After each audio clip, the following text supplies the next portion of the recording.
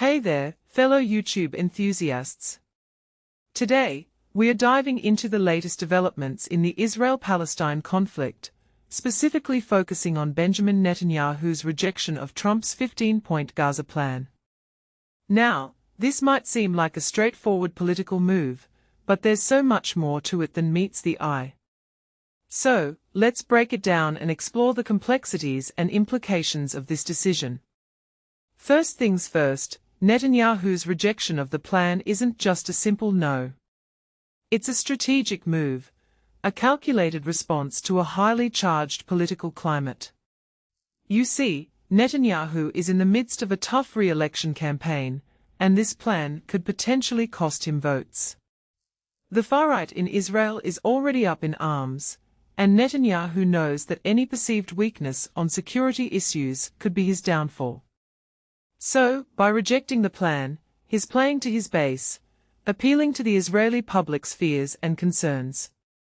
But what's really interesting is the international reaction. The White House, for one, isn't too bothered by Netanyahu's statement. They see it as campaign rhetoric, and they are more focused on getting Israel to restrain attacks in Gaza. This tells us a lot about the dynamics between the US and Israel. The US is willing to turn a blind eye to Netanyahu's political games, as long as Israel plays ball on security issues. It's a delicate balance, and the US is walking a fine line between supporting Israel and maintaining its own interests. Now, let's talk about the plan itself.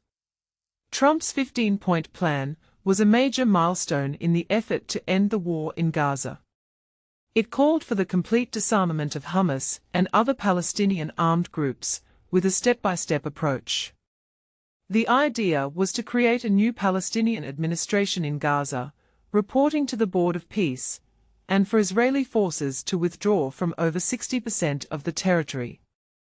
It was a bold move, and it had the potential to bring about a significant change in the region. But here's the catch: Hamas wasn't on board. They had their own conditions, and they weren't willing to disarm without guarantees from Israel. And that's where the tension comes in. Netanyahu, for his part, is sticking to his guns.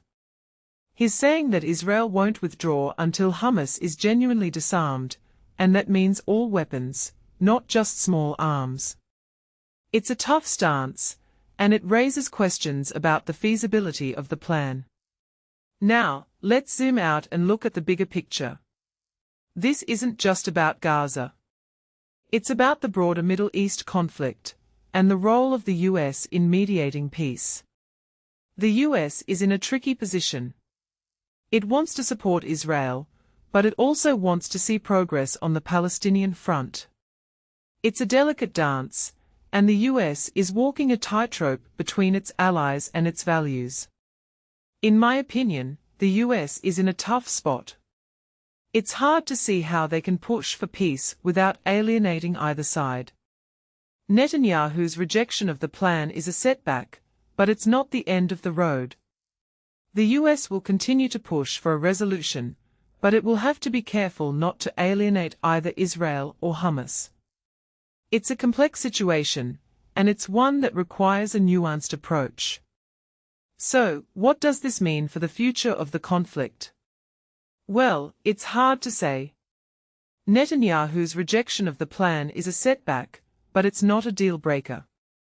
The US will continue to push for a resolution, and the international community will be watching closely. The question is, will there be a breakthrough, or will the conflict continue to simmer? Only time will tell. In the meantime, we can't help but wonder, what's next for the region? Will there be a new approach to the conflict, or will it continue to spiral out of control? Only time will tell. But one thing's for sure, this isn't the end of the story. It's just the beginning of a long and complex journey towards peace.